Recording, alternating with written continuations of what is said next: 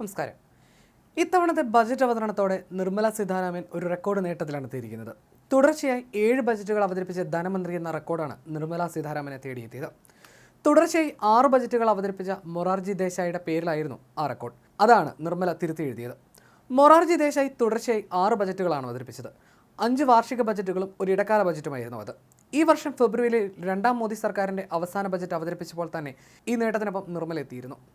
1860 April 7-ന് east India കമ്പനിയിലെ Scottish സാമ്പത്തിക ശാസ്ത്രജ്ഞനും രാഷ്ട്രതന്ത്രജ്ഞനുമായ ജെയിംസ് വിൽസണാണ് യൂണിയൻ ബജറ്റ് ആദ്യമായി അവതരിപ്പിച്ചത്. ബ്രിട്ടീഷ് ഇന്ത്യയുടെ ആദ്യ ബജറ്റിൽ വരുമാന സ്രോതസ്സിൻ്റെ 4 ഘടകങ്ങളായിരുന്നു പ്രതിപാദിക്കപ്പെട്ടത്. ബജറ്റിൽ സ്വത്ത്, തൊഴിൽ അല്ലെങ്കിൽ ബിസിനസ് സെക്യൂരിറ്റികൾ, ശമ്പളം, പെൻഷൻ വരുമാനം എന്നിവയിൽ നിന്ന് ലഭിക്കുന്ന വരുമാനം കണക്കിലെടുക്കുന്നു. എന്നാൽ അന്ന് 2 നികുതി സ്ലാബുകളെ ഉണ്ടായിരുന്നുള്ളൂ. ഒരു വ്യക്തിയുടെ വാർഷിക വരുമാനം 500 രൂപയിൽ കുറവാണെങ്കിൽ 2% നികുതിയും, അതേസമയം 500 രൂപയിൽ കൂടുതലുള്ള വരുമാനം ഉണ്ടെങ്കിൽ 4% നികുതിക്കും വിധേയമായിരുന്നു. ഇതനുസരിച്ച് 500 രൂപയിൽ താഴെ വരുമാനമുള്ളവർ 10 രൂപ നികുതിയും ഉയർന്ന വരുമാനമുള്ളവർ 20 രൂപ നികുതിയും അടയ്ക്കേണ്ടി വന്നിരുന്നു. നേരത്തെ ധനമന്ത്രിമാരായ മൻമോഹൻ സിംഗ്, അരുൺ ജെയ്റ്റ്ലി, പി ചിദംബരം, യശ്വന്ത് സിൻഹ എന്നിവരും തുടർച്ചയായി 5 തവണ ബജറ്റ് അവതരിപ്പിച്ചിട്ടുണ്ട്. പി ചിദംബരം 2003, 2005 മുതൽ 2008, 2009 വരെയും, യശ്വന്ത് സിൻഹ 1998-ലും 1999, 2000 മുതൽ 2002, 2003 വരെയും തുടർച്ചയായി ബജറ്റ് അവതരിപ്പിച്ചു. യശ്വന്ത് സിൻഹയാണ് വൈകുന്നേരം 5-നുള്ള ബജറ്റ് അവതരണ സമയം മാറ്റി രാവിലെ 11 മുതലാക്കിയത്. 1991 മുതൽ 1996 വരെയുള്ള കാലഘട്ടത്തിലാണ് മൻമോഹൻ സിംഗ് തുടർച്ചയായി 5 ബജറ്റുകൾ അവതരിപ്പിച്ചത്. ഈ വർഷം ഫെബ്രുവരിയിൽ 2ാം മോദി സർക്കാരിൻ്റെ അവസാന ബജറ്റ് അവതരിപ്പിച്ചപ്പോൾ തന്നെ നിർമ്മല സീതാരാമന് ഇത് മറികടക്കാൻ സാധിച്ചിരുന്നു.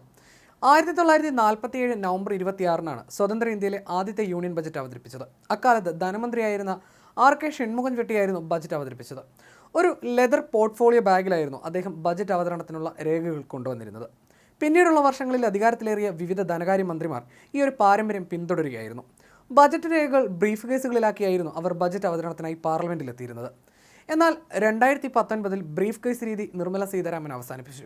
ബ്രീഫ് കേസിന് പകരം ബാഹ്യ ഖാതെ എന്ന തുകൽ സഞ്ചിയിലായിരുന്നു ബജറ്റ് പ്രസംഗം പാർലമെൻറ്റിലേക്ക് കൊണ്ടുവന്നത്. 2021-ൽ പേപ്പർ രഹിത ബജറ്റിലേക്കുള്ള സുപ്രധാന മാറ്റത്തിനും രാജ്യം സാക്ഷ്യം വഹിച്ചു. മെയ്ഡ് ഇൻ ഇന്ത്യ ടാബാണ് ബജറ്റ് പ്രസംഗത്തിന് ഉപയോഗിച്ചത്. ഡിജിറ്റൽ ഇന്ത്യയുടെയും മേക്ക് ഇൻ ഇന്ത്യയുടെയും സുപ്രധാന നേട്ടമായിട്ടാണ് ഇതിനെ വിലയിരുത്തപ്പെടുന്നത്. ഇന്ദിരാഗാന്ധിക്ക് ശേഷം കേന്ദ്ര ബജറ്റ് അവതരിപ്പിക്കുന്ന ഇന്ത്യൻ ചരിത്രത്തിലെ 2ാമത്തെ വനിതയാണ് നിർമ്മല സീതാരാമൻ.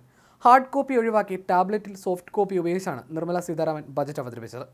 2021-ലാണ് രാജ്യത്തെ ആദ്യത്തെ പേപ്പർ രഹിത ബജറ്റ് അവർ അവതരിപ്പിച്ചത്. കേന്ദ്ര സർക്കാരിൻ്റെ ഡിജിറ്റൽ ഇന്ത്യ എന്ന ആശയത്തിന് കൂടുതൽ കരുത്ത് പകരുന്നതായിരുന്നു ഈ പേപ്പർ രഹിത ബജറ്റ്. 2021, 2022, 2023 തുടങ്ങിയ വർഷങ്ങളിലും പേപ്പർ രഹിത ബജറ്റിന് ജനം സാക്ഷ്യം വഹിച്ചു. 2024-ലെ ഇടക്കാല ബജറ്റും പേപ്പർ രഹിത ബജറ്റായിരുന്നു. ഇക്കഴിഞ്ഞ ഫെബ്രുവരി 1-നായിരുന്നു കേന്ദ്ര സർക്കാർ ഇടക്കാല ബജറ്റ് അവതരിപ്പിച്ചത്. അതേസമയം 3ാം മോദി സർക്കാരിൻ്റെ ആദ്യ ബജറ്റ് കേരളത്തിന് കണ്ണീർ ബജറ്റാകുമ്പോൾ കേരളത്തിലെ BJP ഘടകവും ഞെട്ടലാണ്. സുരേഷ് ഗോപി പ്രഭാവം ബജറ്റിൽ ഉണ്ടായില്ല എന്നതാണ് യാഥാർത്ഥ്യം. പ്രളയ ദുരിതാശ്വാസ പദ്ധതികളിലും കേരളം ഇടം പിടിച്ചില്ല. സംസ്ഥാനത്തിൻ്റെ ദീർഘകാല സ്വപ്നമായ എയിംസ് ഇത്തവണ പ്രഖ്യാപിക്കുമെന്നായിരുന്നു ഏവരും ഉറ്റുനോക്കിയിരുന്നത്. എന്നാൽ ബജറ്റ് പ്രഖ്യാപനത്തിൽ അത് ഉണ്ടായില്ല.